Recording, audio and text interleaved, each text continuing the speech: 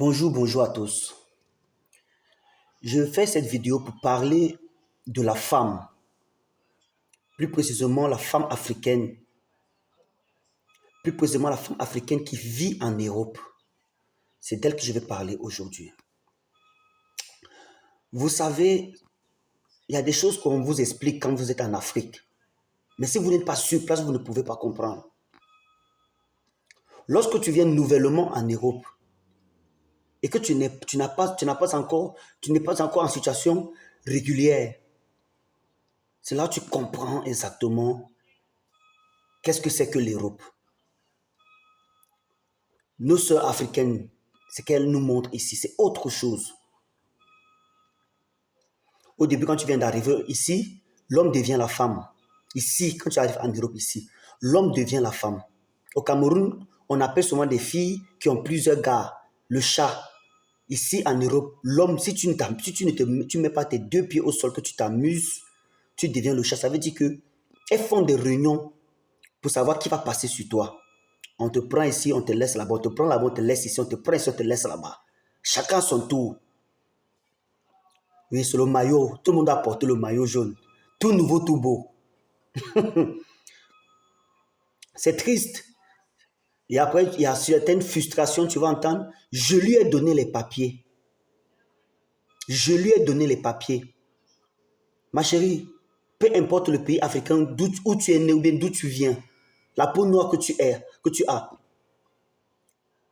personne n'est venu avec les papiers en Europe. Personne n'est venu avec les papiers en Europe. Peu importe si c'est qu'il y a une reconnaissance, on appelle ça comment, regroupement familial, le mariage, je ne sais pas quel bien réseau. Personne n'est venu avec le document. Le document européen appartient à l'Européen. Et le blanc, l'Européen dit, j'ai régularisé la situation de ma copine, de ma fiancée, de ma chérie. C'est vice-versa. La femme européenne dit, j'ai régularisé la situation de mon homme. Mais nos sœurs parvenues, bêtes, et plusieurs d'entre elles ici en Europe, quand vous les voyez mentalement, ça ne va pas. Il y a une case qui manque dans le cerveau, il y a un boulon qui manque. Je lui ai donné les papiers. Mais le mec était avec toi, il t'accompagnait dans les tâches, il t'accompagnait parfois le gars, celui qui sort dans la poubelle, il sort le chien, il baisse les enfants, il tire. Mais, et après, quand maintenant le gars a les pieds au sol, il réussit maintenant à avoir sa régularisation, ça veut dire qu'il a maintenant ses papiers dans le kaolo. Tous ces derniers, même ceux qui ne le calculaient pas, qui le prenaient, qui le regardaient d'en haut, c'est là qu'ils veulent venir. Et à l'heure là, nous maintenant, on les traite. Quand vous comprenez que les gars sont mauvais, surtout les gars camerounais, ils ont le sang à l'œil, c'est les gigolos. Et gigolo, c'est un statut, c'est une profession. N'est pas gigolo qui veut, est gigolo qui peut. Oui. Je le répète, j'ai dit gigolo, c'est une profession, n'est pas gigolo qui veut, est gigolo qui peut. Ça veut dire que le gars, le charisme, il prend soin de lui, c'est un bel homme. Il a les atouts qu'il faut.